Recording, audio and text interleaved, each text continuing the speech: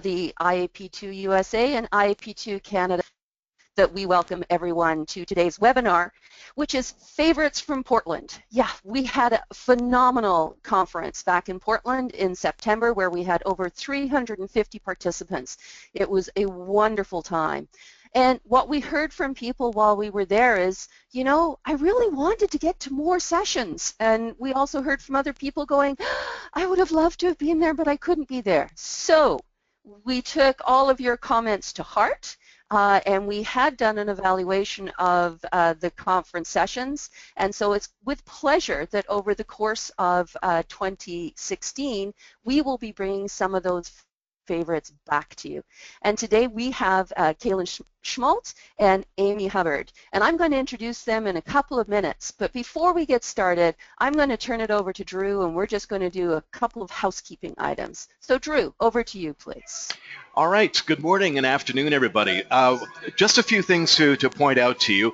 As you see on the screen right now, if you've got questions or comments you want to put in, click that little hand icon, and you can either ask it verbally, Amelia will call on you and unmute your mic, or type your question in the question box, and we will ask it at the appropriate time.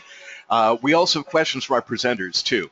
So we've got polls that you'll see throughout this time, and please feel free to take part in it. There's nothing terribly scientific about the polls, but it's a good way to help people get engaged in this, and this is about engagement. This is about being interactive.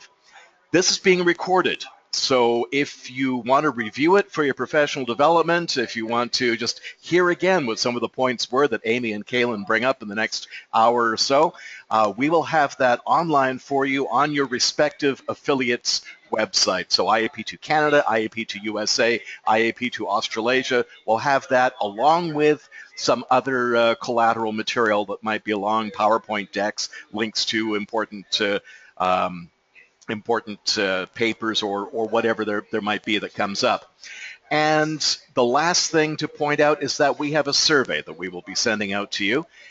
So please take a few minutes and fill it out. Some of the survey will pertain to what you've actually heard today. Others, it's general. We have had a period of some steady improvement in our webinars as a value add for IAP2 members and for our guests.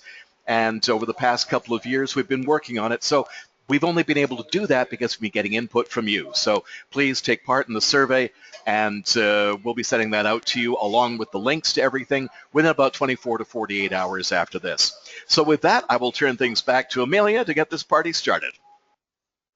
Thanks very much, Drew.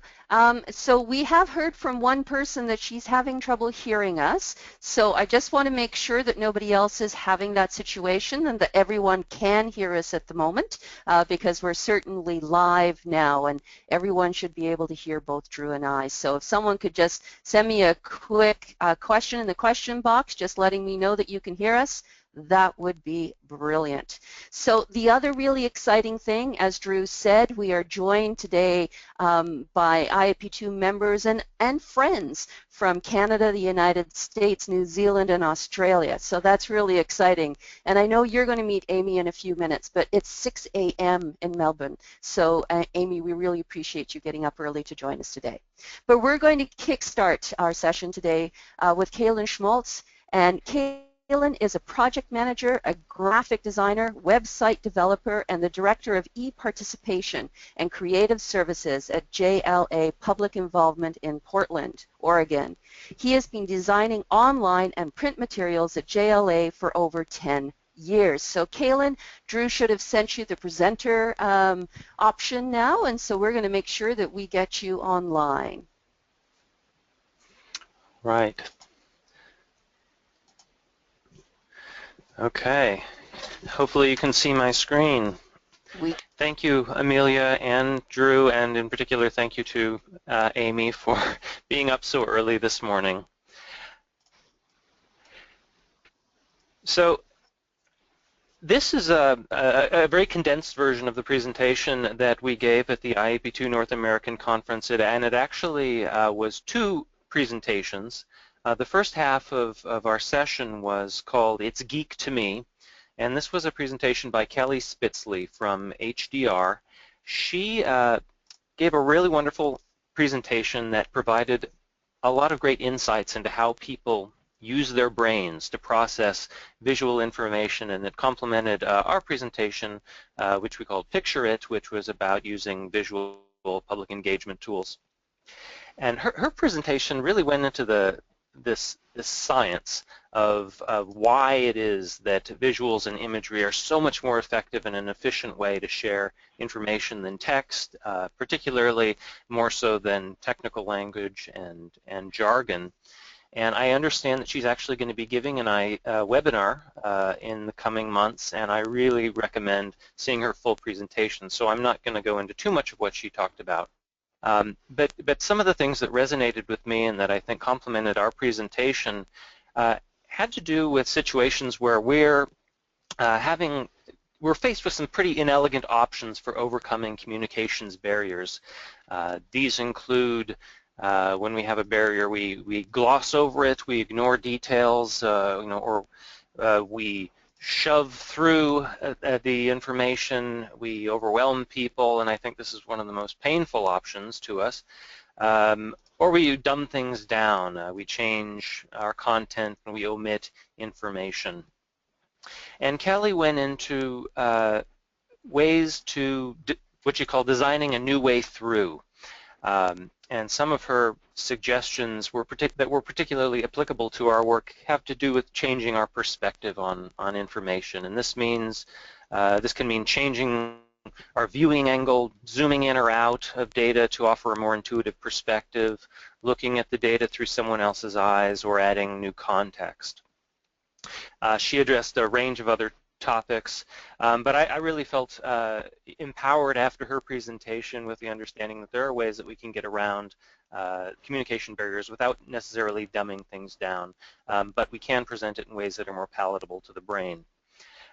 After her presentation, we gave, as I mentioned, a presentation called Picture It, which focused on what I call big picture visuals. And big picture visuals are exactly what they sound like. They're using really big pictures as a way to design our way through communication barriers. I had been inspired to explore big picture visuals as a kind of a response to one of the challenges that I think a lot of designers face, and that is that how we present information is often constrained by the medium, by the limits of the tools that are available to us. They are often flat, they're two-dimensional, and they're limited by the edges of our page. Even non-physical digital mediums like web pages and PowerPoint slides, they often mirror these limitations, the limitations of their physical namesakes. And this is particularly detrimental when we let the constraints of our tools limit the type of information that we want to present and the way that we are able to present it. If you're familiar with Edward Tufte, he is one of the authorities on data visualization and information design and presentation, has a bit of a cult following, at least in the United States. He would say that tools like PowerPoint actually contribute to the stupidity of content, that they're built around this very destructive notion of chopping up concepts into separate pages and then, shooting them full of bullets. And he would go so far as to say that PowerPoints are even a dishonest representation of data because they end up obscuring relationships. They decrease information density and they make it generally less useful. And so big picture visuals are intended to address some of these issues. They're not just about being big, they're about taking advantage of a large canvas and that extra space, that edgelessness, so that they can present information in a nonlinear way if it's appropriate. It can show visual relationships between data and has a very dynamic depth of field with high data resolution so that people can really get into the details, or they can stay at 50,000 feet. So this poster is one low-tech example of a big picture tool. This was an illustration that was created live during a committee meeting. It was a kickoff meeting of an advisory committee in Washington State. And the illustration was intended to articulate a vision for this group as they approached a fairly contentious issue of water quality in their community. As I mentioned, it was created live at the meeting, and here's the graphic recorder creating it. And you know, more than just the content of the picture, the actual act of creating it at the meeting, the participatory nature of the creation was significant because it made it more meaningful. The group was involved in creating it, and they had some ownership of it, and the creation helped diffuse some of the tension on this issue. And generally speaking, we've found that, you know, when we use hand-drawn images, it can suggest an informality, and it can be very helpful for diffusing some tension. This tool, and you can see how, let's see, you can see her creating it in the back corner there, wasn't just a single-use tool for the committee. After it was created, the illustration was used to articulate the project goals and expectations to the broader community. It was reused at other meetings and in communication materials. We used it on the project website and in a video to talk about the committee's aspirations. We've also used cartoons to add interest, such as in this large kiosk graphic, which we designed for a wastewater district in Washington State. This project began as a quarterly comic strip for a newsletter that used these friendly little characters, Frog and Fog. For those of you in wastewater, know that FOG stands for Fats, Oil, Grease, and Grit, who's this little talking blob of grease who came out of the sewer. And they talk about messages about maintaining the wastewater system. And it evolved into this educational kiosk, which was designed to communicate technical information and maintenance information in a humorous way and to draw in both kids and adults. And it was a very effective tool for that. Our goal was to take an otherwise boring subject and make it a little bit more compelling, make it fun, because a big boring picture is still boring. And we're also trying to have those big picture elements of showing pathways, the connections of the system and the relationships, so that people can dive in, and also that density of information, so people can dive in and explore and get the level of information that they want. Now these low-tech in-person tools, these kiosks are great, but they're obviously limited because you need to be there in person to see them. You know, and we always need to be considering ways in which we make these visuals accessible for as broad an audience as possible. So this means exploring some high-tech approaches for using these visuals online. There are a number of fairly inexpensive plugins out there that let you zoom in and out of images like the ones that I've shown you. In this case, this is a detail that you use these controls to zoom in and out of and pan around, or you can use your mouse to zoom in and out. And what we're sharing here is a graphic that would otherwise be a 7-foot long roll map that if we put it on the screen, you know, the details wouldn't be visible. And if you zoom in too much, you don't get that full relationship of the data. So these little plugins are very helpful for making graphics usable, but they're not, you know, especially interactive. And to be interactive, that is a higher level of effort, but it's not quite as prohibitive as it used to be because of the availability of some new tools. One low-cost tool that we've been using recently is the Prezi Platform. And this, if you're not familiar with it, it allows you to create these large, edgeless visuals and then let users proceed through either on a guided journey of element to element, or they can click around and zoom in and out and explore elements on their own. Our example project was for our local transit provider who is rolling out this environmental report. It was a summary of the environmental features of the new light rail line that just opened up in Portland. And they wanted this high-level overview that they could use to post on the website, and something that could replace PowerPoint in community presentations. The end result was this graphic we created that shows the alignment moving from Portland down to where it terminates in Milwaukee, a city south of Portland. And it allows people to zoom in to each one of these elements to read information and interact with the different features of the line. And it was a lot more engaging than just the printed report. The presenter was able to zoom in on certain elements depending upon the audience that they were presenting to, and it also gave the online audience the ability to quickly get into the information that they were interested in. You can see this is a representation of how you might click down and explore some of the details of this graphic. We tried. Kalin, Yeah. I'm just going to interrupt for just a sec because we've got a question specific to what you're talking about at the moment, Sure. and it's from Joseph.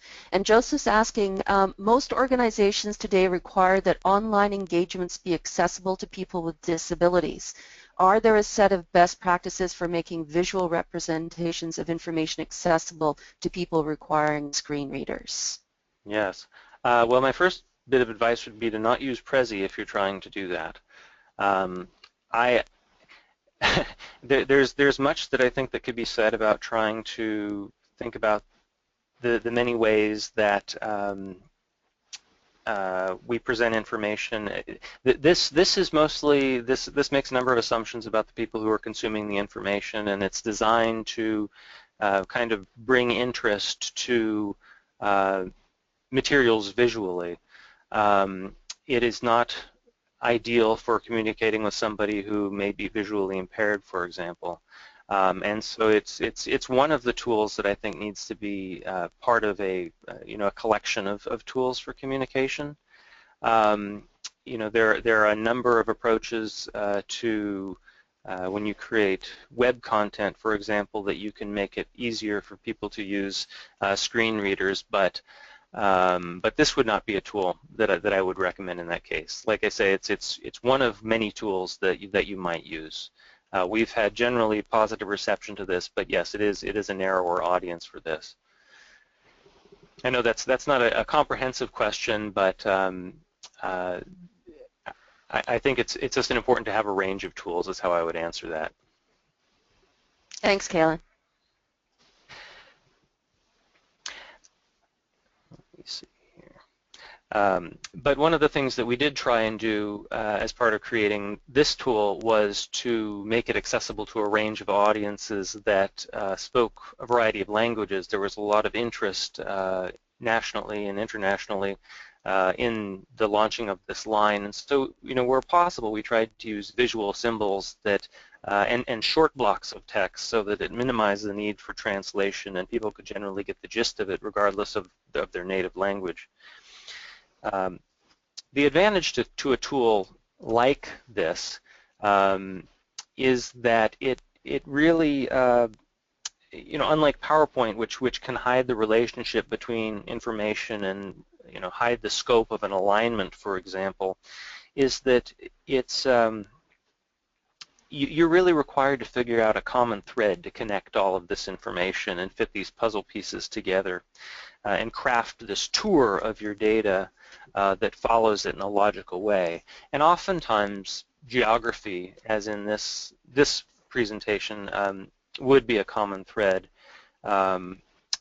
In other tools that we've used have used actual geography. In this case, this is a very low-tech application of a aerial map that we used at an open house, and it's a very engaging way for people to interact with geographic data and to get a sense of the broader picture.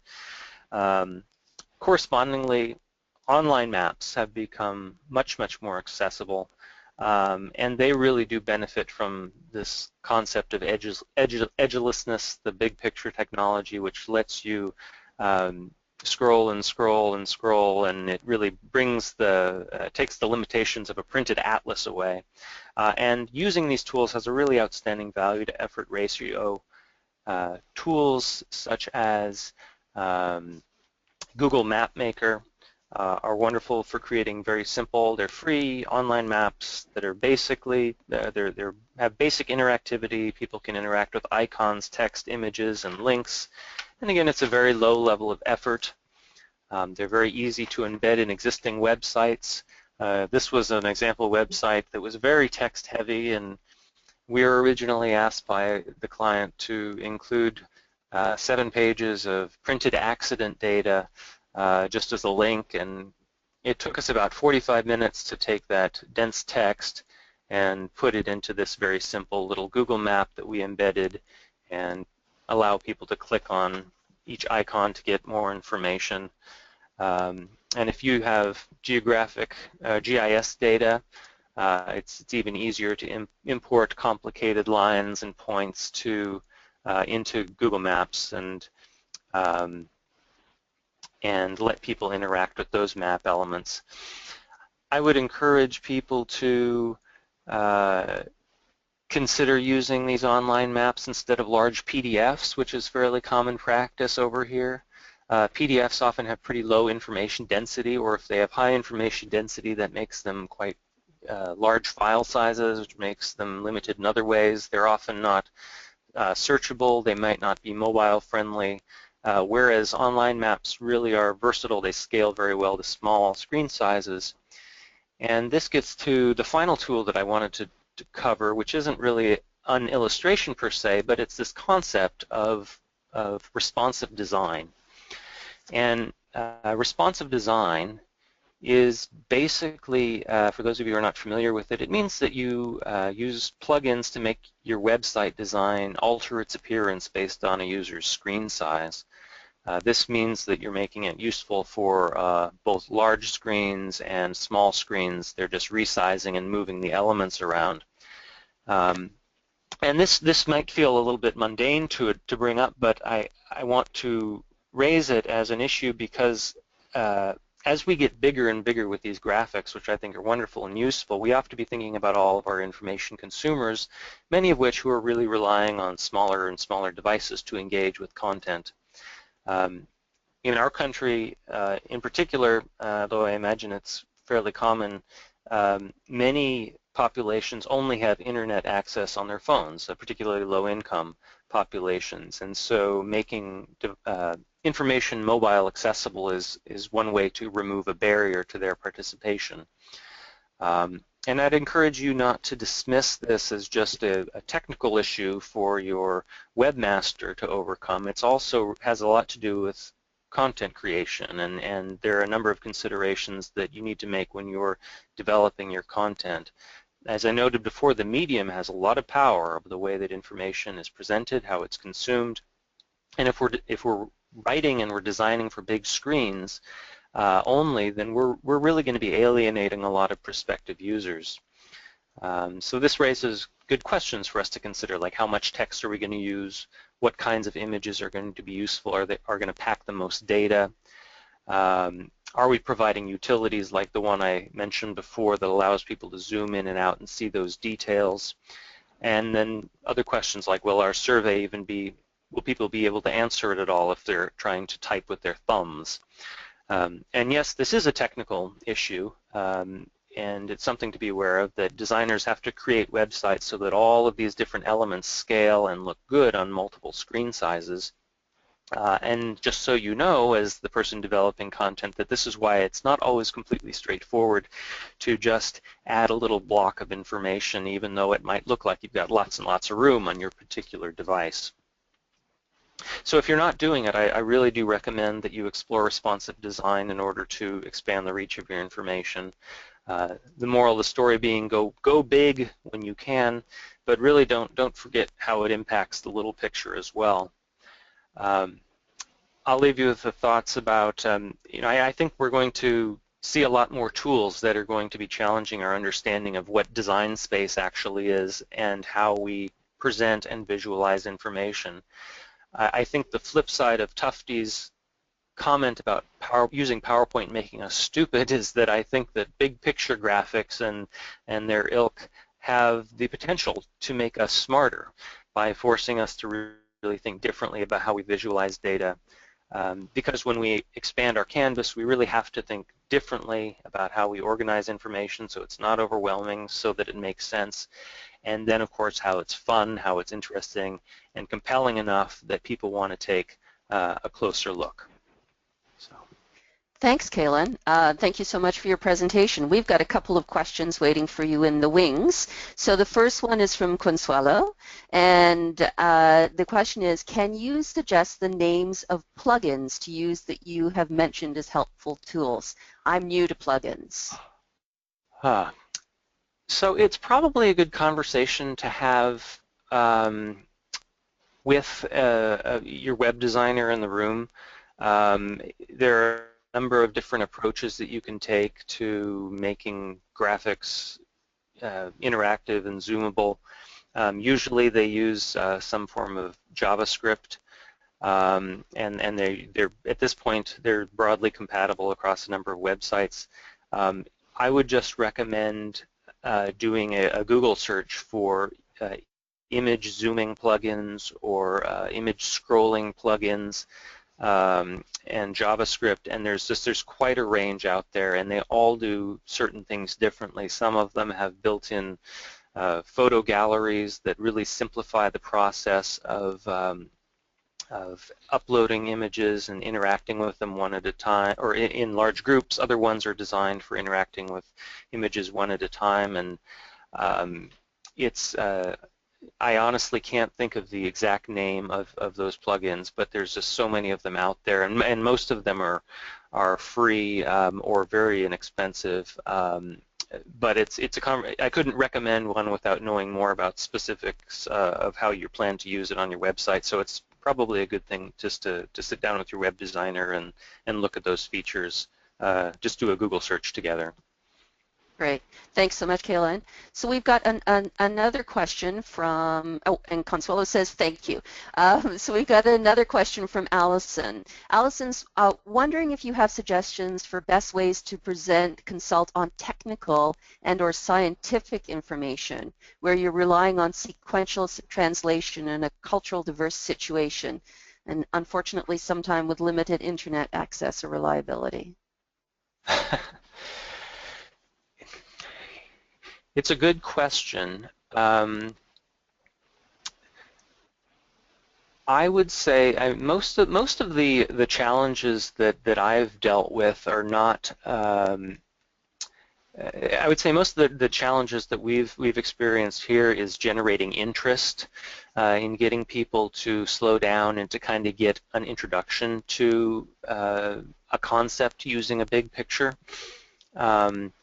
When it comes to communicating a scientific concept, I think you have to do an assessment of the literacy of your audience.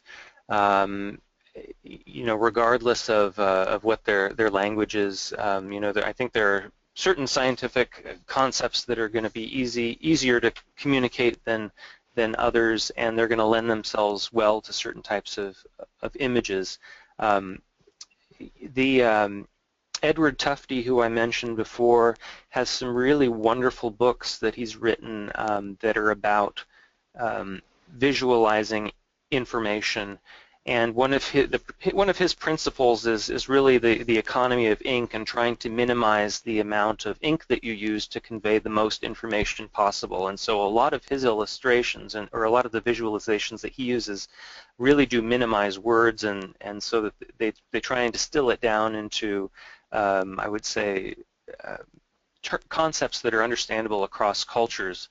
I would assume across cultures. It's difficult to know in all situations, but if you visit his website, tufte.com, tufte.com, you'll see some very good resources for communicating scientific materials.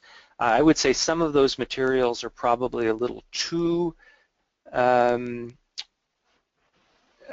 scientifically abstract for some populations to use or to understand without some interpretation, but I think that you'll probably get a lot of very good ideas if you look at some of the examples that he has in those books.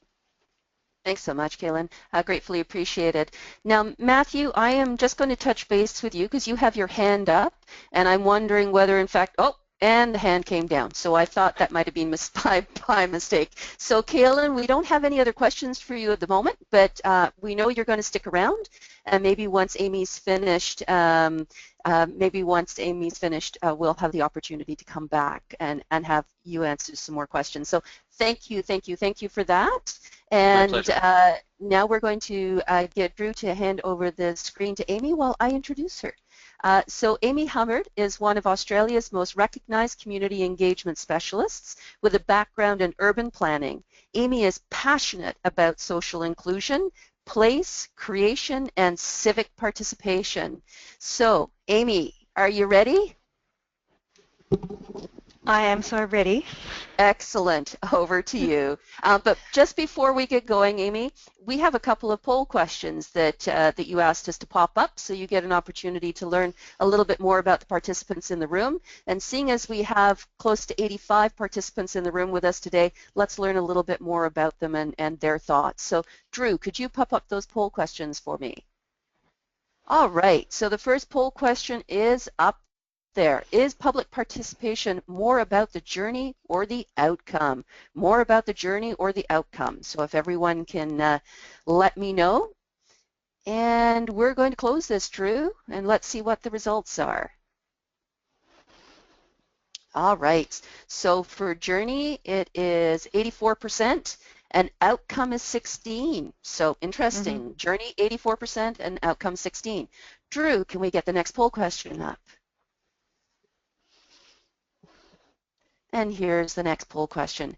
Is community engagement more about public relations and reputation management, community development and local democracy, strategic communications, all of the above, or none of the above? So we'll just give everyone an opportunity to respond. All right, Drew, if you could close that for me and we'll get the results.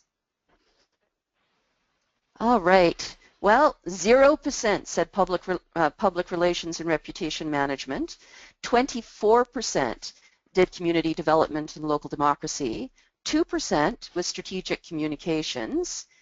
69% was all of the above. And 5% was none of the above. So you got a bit of a mixed bag there, Amy, so it'll be interesting. Great, thank you. Great insights into who's on the other end of the line this morning for me. So hello everyone, and thank you for the opportunity to share a little bit about the engagement triangle. In terms of what we're going to go through this morning, really I'm going to give you some background to the triangle. I'm going to share a couple of stories with you. I'll go over the rationale for using the engagement triangle as a tool in your organisation, and then just give you some examples of how it can actually be applied. But I think first of all, what is this term community engagement? Because I'm going to keep saying community engagement this morning. So what am I actually meaning when I say community engagement? Community engagement can be a whole lot of different things. It can be about participation, it can be about extension, it can be consultation, education, communication, partnership. They can all be engagement. And the term community engagement is almost so broad that without a meaningful definition, it can mean nothing at all. And that's coming from a community engagement practitioner with nearly 20 years experience. So that said, community engagement, when we think about it during this webinar, it is a very broad term. So I'm going to kick off today by sharing two stories with you which will provide a context to the development and application of the engagement triangle. So story one. A few years ago, I was contracted by a local government here in Australia to prepare their new community engagement framework to guide how they engaged and connected with their diverse communities. And when I say framework, it had something like a policy and a toolkit, I think it had a statement or a charter around engagement. But really the first step in my methodology was defining what community engagement was for the organisation, because what community engagement was for that local government might be different to the local government next door or the local government across the state. So to start the process, I did what most engagement professionals would do, and I decided to host a series of roundtables with 3 key teams from within the organisation. So it kind of made sense. As an engagement practitioner, I'm going to engage on the subject of engagement. The first roundtable was with their public relations team. We had a really good discussion. They were a really great group of people. We had a discussion about all the types of engagement that they undertook on behalf of the local government as a whole. It included speeches for the Mayor and the CEO and for the other important people, updates to their website, media releases, collateral to promote the organisation's program. They also managed their social media tools. The group felt that because they owned the voice of the organisation, they owned community engagement. So I thought, okay, that's one definition around what community engagement can be, and that's quite different to my own, but I took their comments on board. So moving on, my second round table was with planning and engineering, and as a previous urban planner, I felt very comfortable in this group. And their experiences and expectations of community engagement largely related to statutory requirements outlined in relevant legislation, which include things like public notices, public meetings, public exhibitions, direct mail-outs, and then direct engagement with objectors and also proponents. The group felt that because they were the only team within the organisation who had a legal obligation to engage and consult the community, that they owned community engagement. So walking away from that second round table, I was thinking, well, wow, I've got 2 teams doing totally different functions around community engagement, but they're using the same language. It's really interesting. So then the third stop in my journey was with the community development team, and to be a little bit honest with you, I found them a bit scary because there was so much passion there was so much energy, and I think they were even surprised that we came to speak to them about community engagement, because in their eyes they managed the frontline community services, they maintained relationships across the community, they worked with the most vulnerable on a daily basis to educate them about facilities and programs to assist in their daily lives. They were fairly adamant and used very, very strong language because they were the only group who had an ongoing regular relationship with the community, that they owned community engagement. So again, I had 3 groups all talking about community engagement, but all talking about completely different things. So walking away from those 3 sessions, I reflected that the groups I met with all believed they were doing community engagement, and which they were. They were doing community engagement, but they were all doing completely different things for completely different reasons.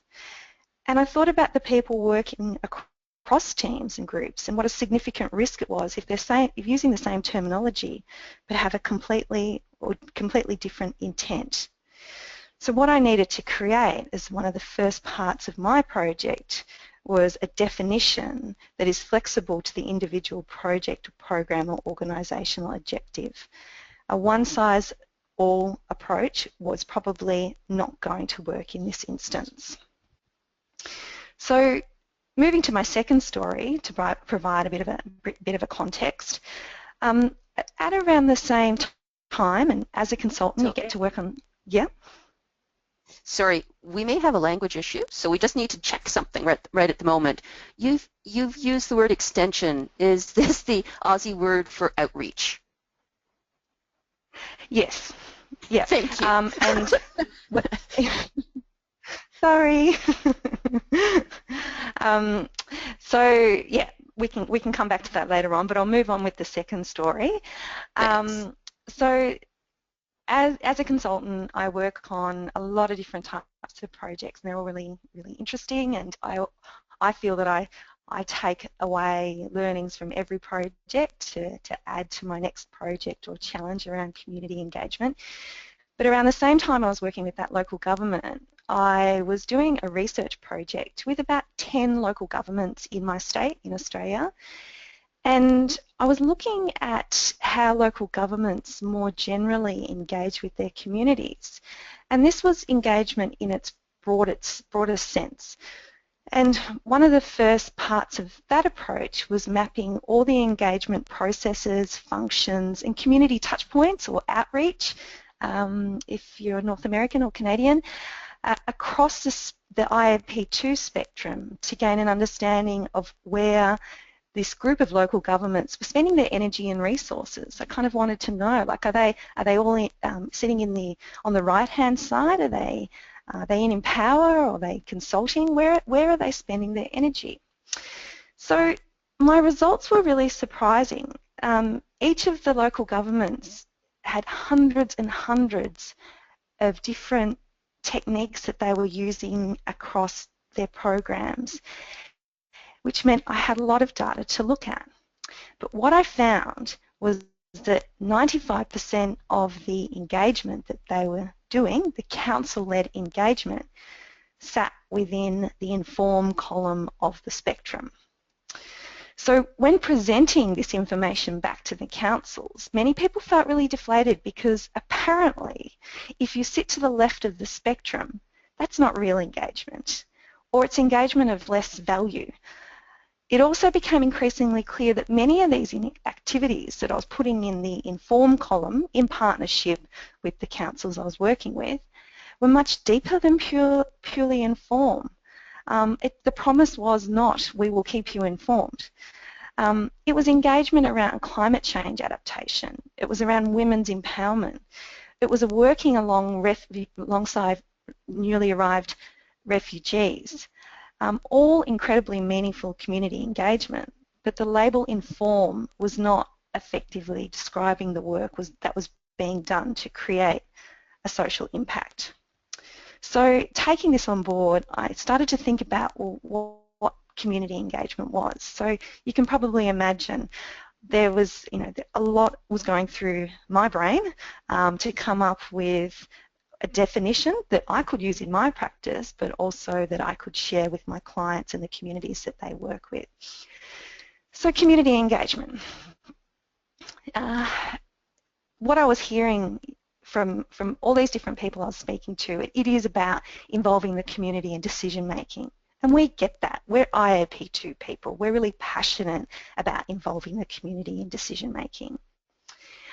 But it's also about healthy and connected and active communities.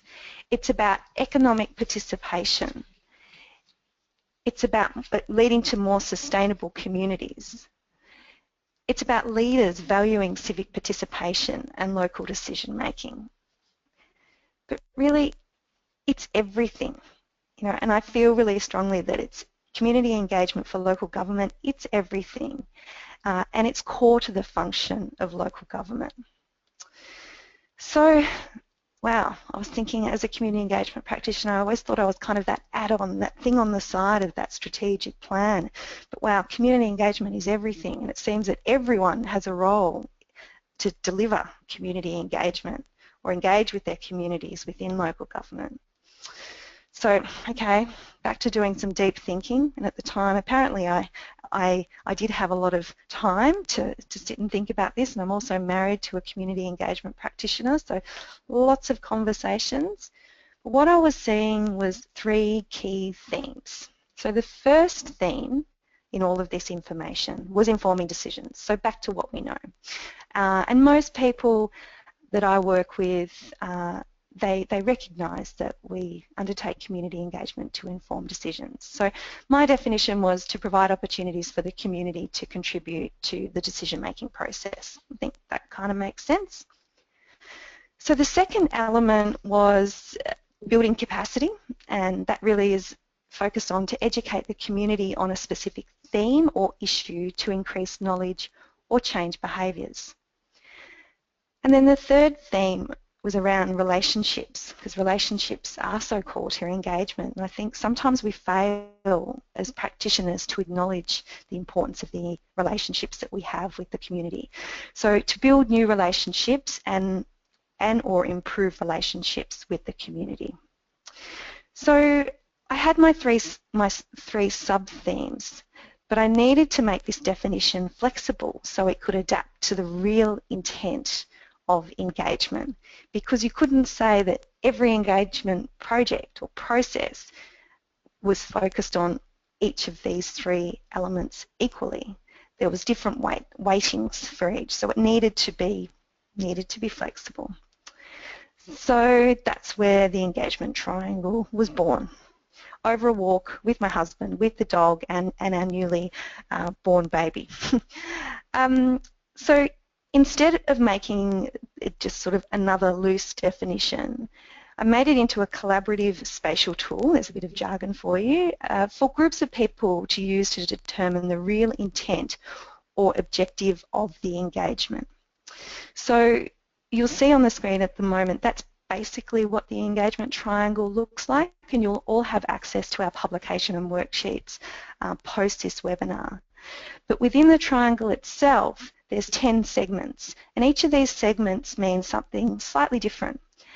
And really, the engagement triangle enables a shared understanding of what community engagement means for you, your project, your program, your organisation. And like the IAP2 spectrum, you may use different levels or types of engagement depending on who the stakeholder is or where you are in the engagement process. So looking at the 10 segments, you can see they all have a slightly different focus. But to use the engagement triangle, really simple.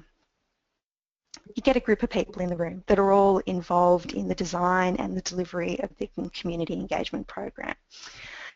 You ask participants to individually map what they believe is the intent of the engagement, and then it's about observing the differences in the positioning.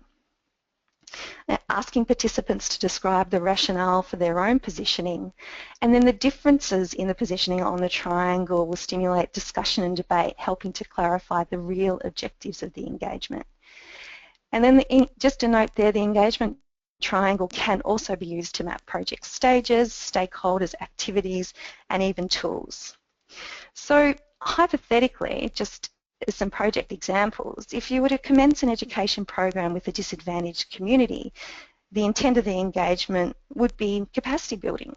But it is worth going through the process with your team to determine, is it capacity building, or perhaps it's more about strengthening relationships, perhaps it's in between. It's worth having that conversation.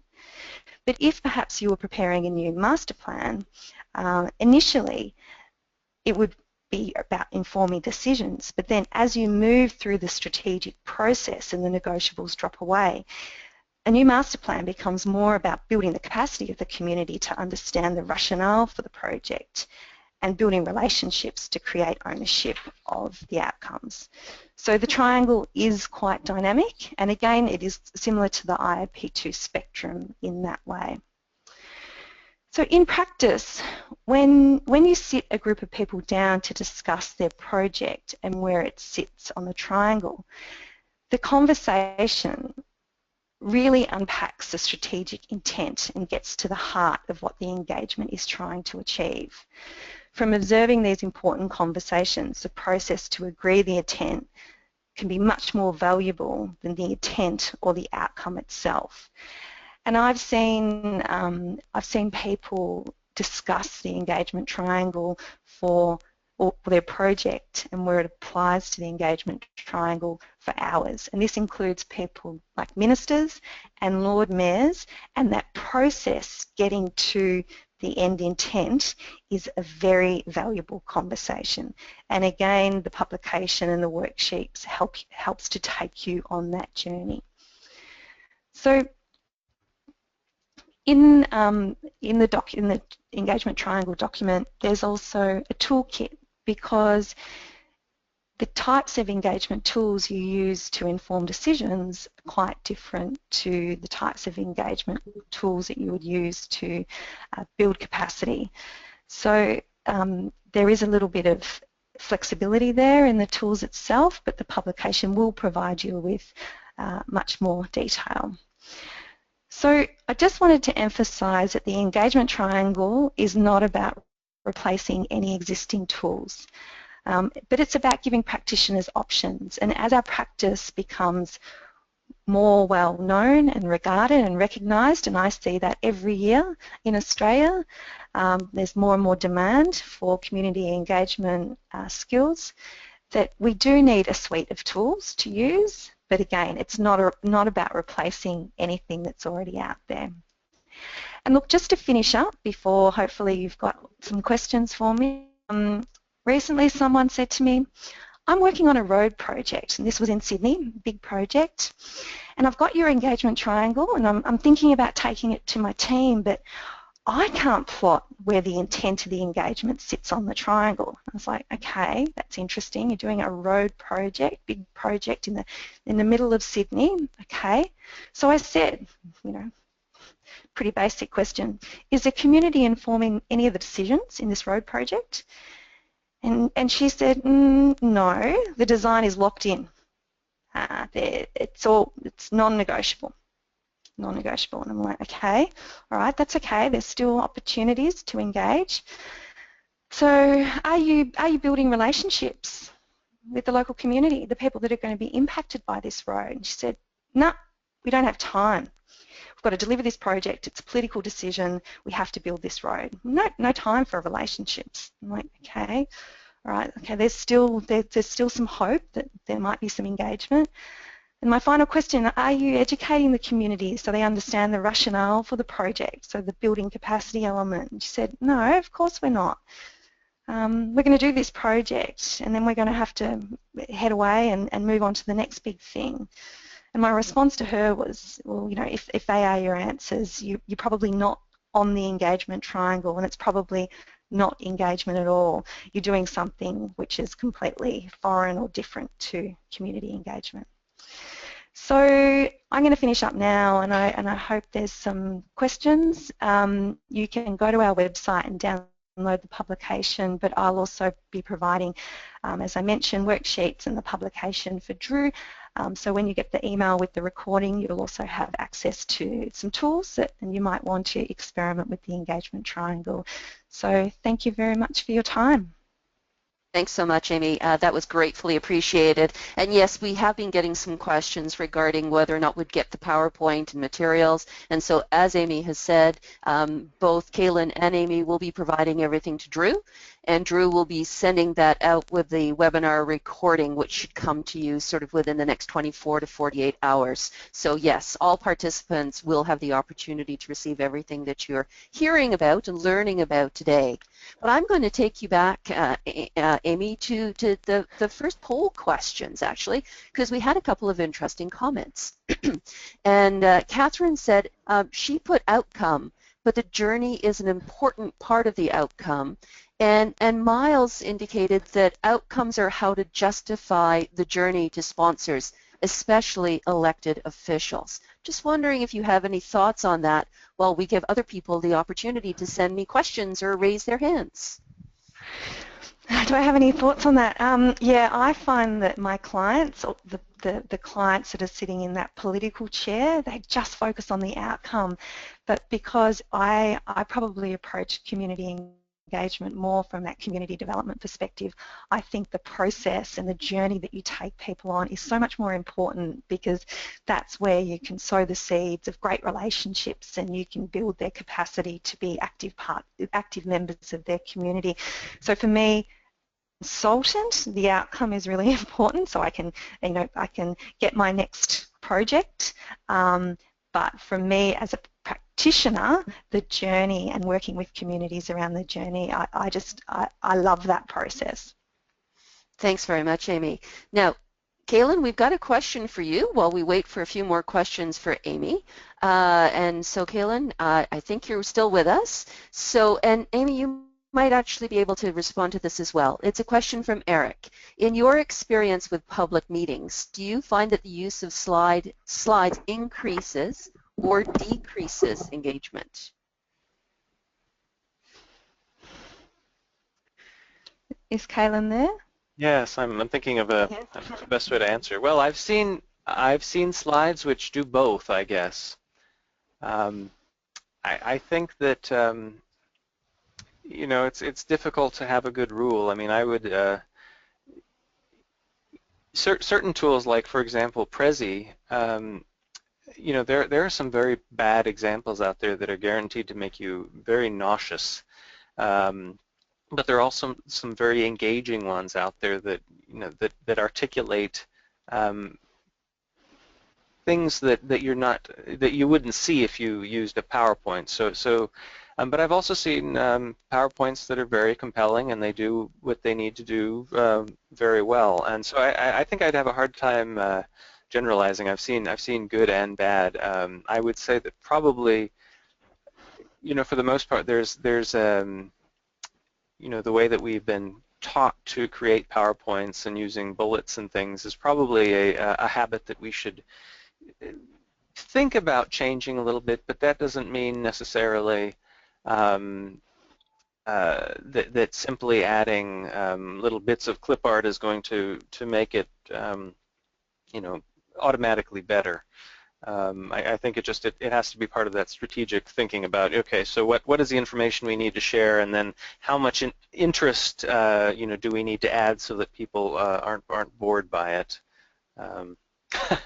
It's a good question, but I don't know if there's a generalized answer. Okay, thanks so much, Kalin. Amy, any thoughts on that before I ask you your next question? I think it depends on, yeah, what's the information you're trying to convey. So if you're having a public meeting around sort of emergency response, you know, there's a big bushfire coming, you have to meet with a group of people, it's the type of public meeting where you have to just get messages out, instructional messages out. A PowerPoint would probably work. But you need to use a number of different mediums to get the information to the intended audience. But if you're having a public meeting about something, you know, it might be a master plan, you might be creating a vision. So a PowerPoint with words and dot points, probably not, because you want to, you know, you want to sort of leverage the imagination, the creativity in the room. So I make it less about the PowerPoint and less about me as a facilitator, and make it more about the participants. So yeah, it depends on who the group is, what the situation is, and what the information is you're trying to convey. Thanks, Amy. So now a question for you from Catherine. Catherine's wondering, given the three groups who felt they owned community engagement, how has the triangle helped you working with them? I'm interested in learning more on your working relationships with them, especially public relations. So what it's meant is that they all recognise this definition, but they also recognise that okay, sorry, just a step back. They all recognise this definition, and the work that they do is all recognised as community engagement. But depending on what they're doing at the time and what the purpose is, the emphasis of the engagement will change. So it's given them a really practical tool, but it means all of their work is kind of legitimate in a way. I know that sounds awful because it was always legitimate. It's just that there was this mismatch in language within the organisation. People were getting confused around the language that was being used. So so the second part was about my working relationship with these people. Is that right, Amelia? Yes, that's correct. So I suppose what it's done is, because there's the toolkit that supports the triangle, a lot of the time as a consultant, people, you know, they get really excited about the shiny new tool that people are using.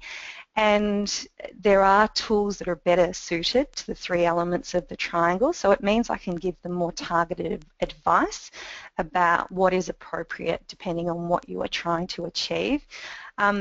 Look, at the end of the day, it just gives people more clarity. I think the IAP2 spectrum, especially for the people in that public relations space, it didn't really reflect what they were doing, even though they were, owning that voice of the organisation. They were really doing engagement, but something like IAP2 just didn't suit their needs. So we needed one tool which was flexible for all those touch points with the community from that organisation.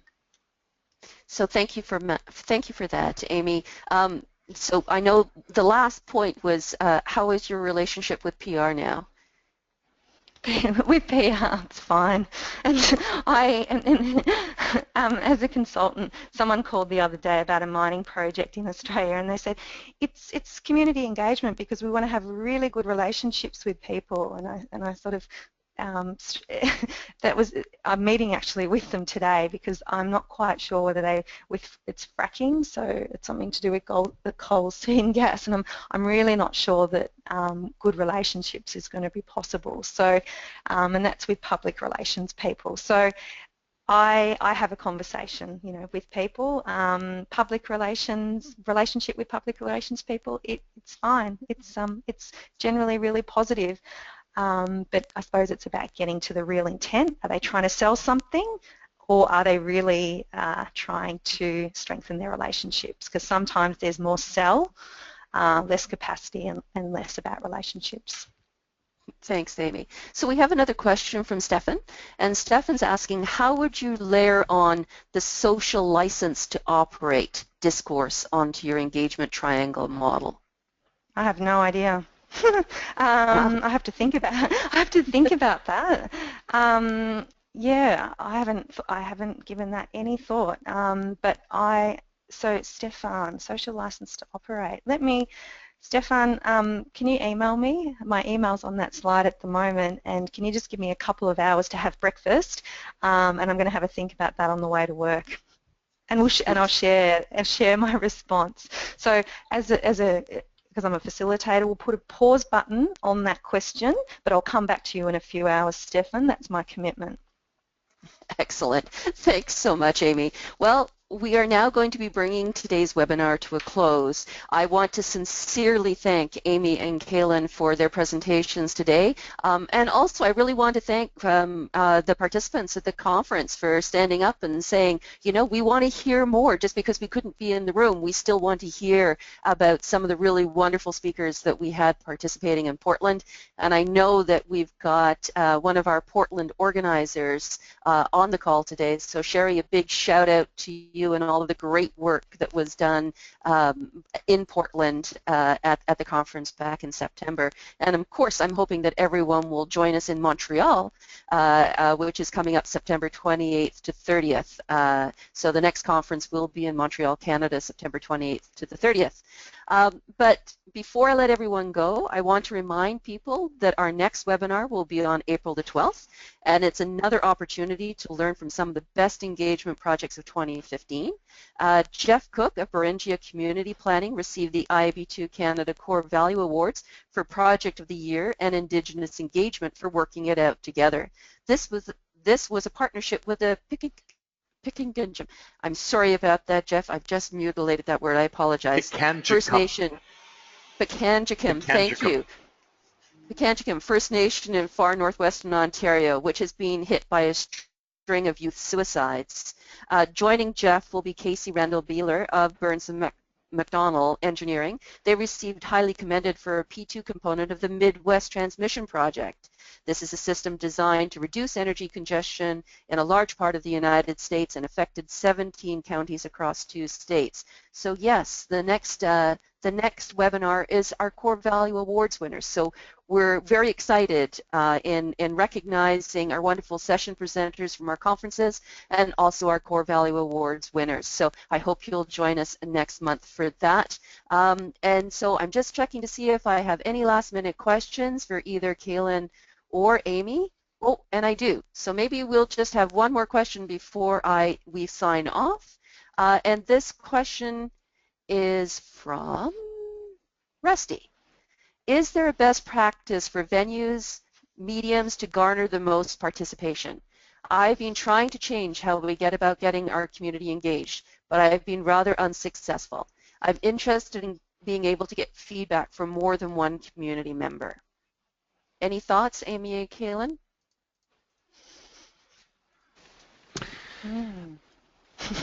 Yeah. Well, I think that there's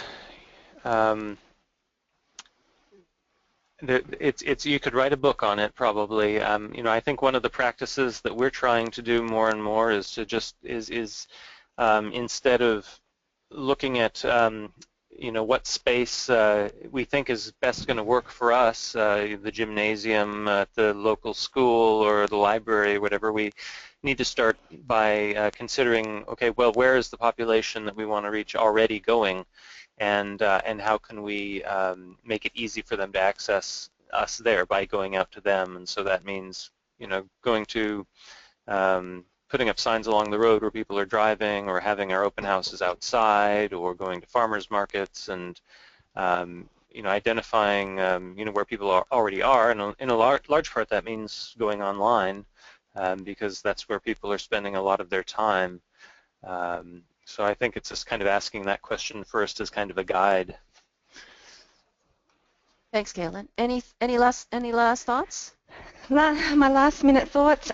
So in terms of types of venues, well, we rarely would use venues. We rarely use something like a traditional public meeting when getting to sort of the diverse members of the community. We go out to their events, to their reference groups. We don't try and create our own networks around projects. And my current passion is disguising community engagement as something else. So making it seem like a festival or an outdoor cafe, and you know, disguising it as something fun that will attract the children. And once you get the children through the colouring in activities, then you get the adults. But on our website, I released another publication in December, and it's our Hard to Reach Engagement Toolkit. And what it does is it breaks down communities into the types of barriers that exist that impact the way people participate in the government-led engagement or within their own communities, like community-to-community engagement. And I would recommend having a look at that, because if you're hearing just from one community what that toolkit will provide you with, there's hundreds and hundreds of tips and ideas about how to break down the barriers with different types of community members to get their voice into the conversation that you're trying to have. Excellent. Kalin and Amy, thank you. And a big thank you on behalf of IAP2 USA and IAP2 Canada, certainly to our wonderful speakers today, but also all of our participants. We had just over 85 people participate in today's session, which is just wonderful. So a very big thank you to everyone. I sincerely hope that you'll join us for our April 12th learning webinar, and I wish everyone a wonderful day. Thanks again, everyone. Take care, and bye-bye.